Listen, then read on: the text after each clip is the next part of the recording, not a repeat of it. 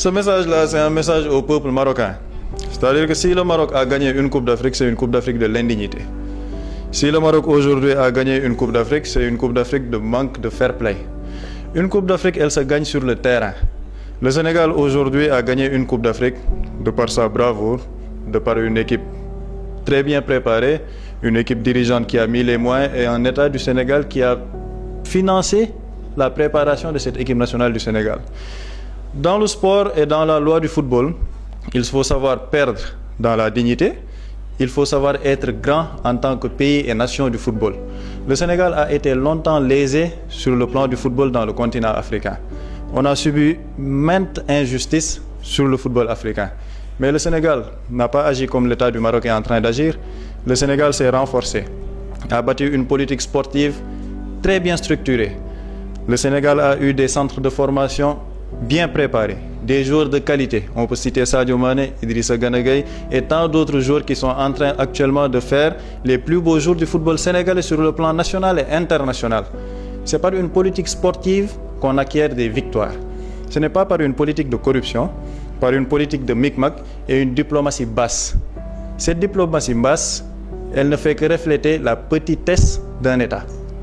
Et depuis le début, par rapport à ce dossier, le Maroc est en train de montrer que c'est un petit État. Et ça, ce n'est pas une théorie de la vengeance, ce n'est pas une théorie de l'énervement, c'est une théorie factuelle par rapport à des faits qui sont en train d'être vus sur le plan national et international. Le Maroc a kidnappé des supporters sénégalais. Ce sont des supporters qui sont des otages de la justice marocaine. Ça, c'est une diplomatie basse parce que le Maroc est en train de fouler du pied toutes les relations que les deux États étaient en train d'entretenir.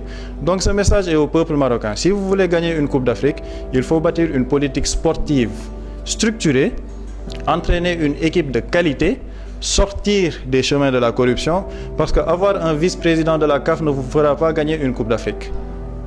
Avoir une chaîne de corruption menée de la plus haute autorité marocaine jusqu'à la plus petite autorité qui siège au niveau de la CAF ne vous fera pas gagner une Coupe d'Afrique. Ce qui vous fera gagner une Coupe d'Afrique, c'est d'être un peuple digne qui prépare une équipe de qualité, qui va combattre avec toutes les nations africaines dans la loyauté, dans la dignité et dans le respect des chartes et des règles du football. Si vous n'êtes pas dans cette optique, vous allez encore continuer de pleurer et d'être sur les terrains judiciaires parce que le Sénégal est résolument engagé sur le plan juridique à conserver sa victoire parce que le peuple sénégalais est un peuple digne. Le Sénégal est un grand peuple qui a longtemps combattu les injustices et cette injustice que le Maroc a voulu nous infliger lors de cette Coupe d'Afrique, le peuple sénégalais l'a combattu d'un seul homme. Et le peuple sénégalais va continuer cette propagande médiatique.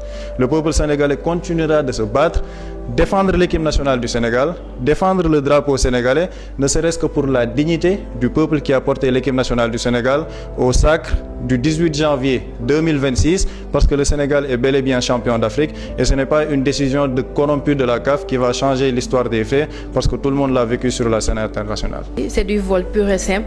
La CAF, pourrie par la corruption depuis des années, a encore une fois plié devant les pressions.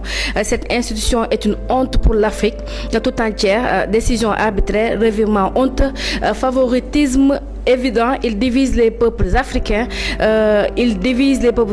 Juste pour du pouvoir et de l'argent. À la CAF, vous êtes une bande de corrompus. Je le répète, vous êtes une bande de corrompus. Rendez-nous nos titres ou de vos vues tout simplement. Taslen, tout simplement.